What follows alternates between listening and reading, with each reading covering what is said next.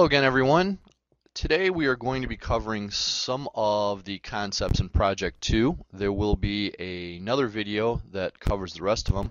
We're just going to cover just the beginning few concepts in this video.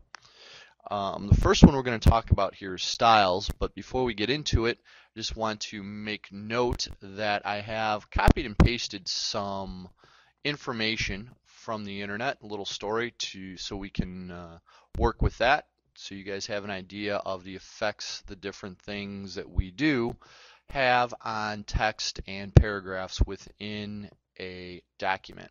So, having said that, let's get going with what we're doing here. First and foremost, we've already talked about headers in the previous video, so you guys should be pretty good with that. So the next thing the textbook talks about is styles. Styles is located on the home ribbon, and it has its own group over on the right hand side of that ribbon, and you can see where the grouping is called styles, and then you have a rather large window for you to choose styles. If you click the More button in the lower right hand corner of that window, you can see the different styles that are available to you. The default style every time you get into Word is called normal, which is right here. If you right click on one of the styles, not just normal, but one of the styles, you'll get a couple options that come up. You can update to update normal, you can modify, you can select all, so on and so forth. You can read them. If you go to modify,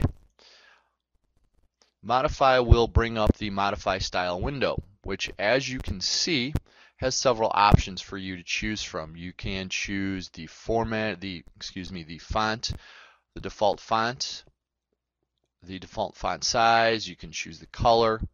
You can choose how the paragraph acts. In other words, double spacing, triple spacing, and all that stuff. All right, so that is where the style is. Right now, you can just leave it as is. The book will explain how to make changes. Now, when you do make these changes, if the book does tell you to do so, just remember those changes are going to save, so please remember that. All right, we're just going to click cancel here because we're just going to leave everything as is. Okay. Now, along with styles, let me go to the right before I go forward. Let me go to the right, and you do have an option to change styles, and that's where your colors are and fonts are. You can change current styles you have on there. So there's a couple more options there. All right, moving on. Right to the left of styles, you have on the home ribbon what's called the paragraph grouping. Okay, and within the paragraph grouping is alignment, which I talked a little bit about in the header video. You have your left alignment, your center alignment, and your right alignment. Okay, those are hopefully at this point, pretty self-explanatory after I talked about it in the header video and also in the PowerPoints you have already viewed. But right next to those alignment buttons, there is a button with an arrow pointing up and an arrow pointing down with some line next to it. That is what's called the line and paragraph spacing button.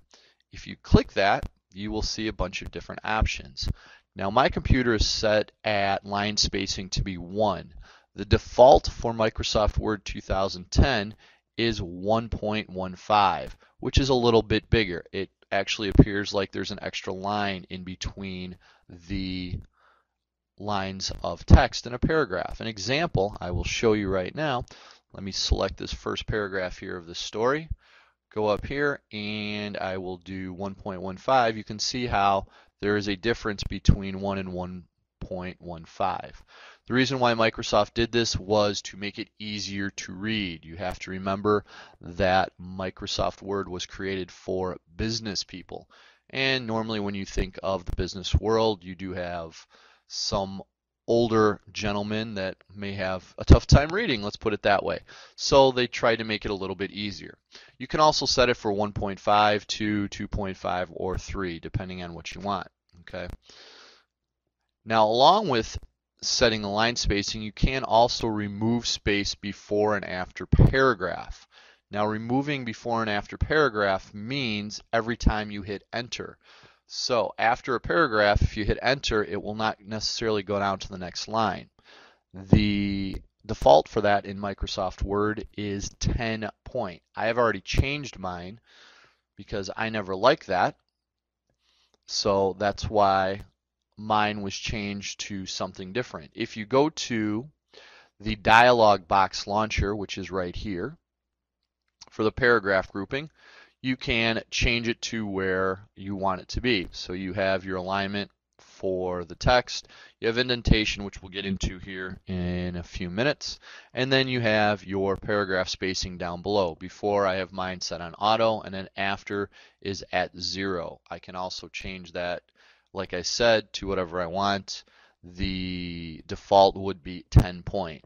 Again, you may want to change that on your home computer if you like, if you're used to seeing it on normal. So if you click cancel at this point, you can get off of that window.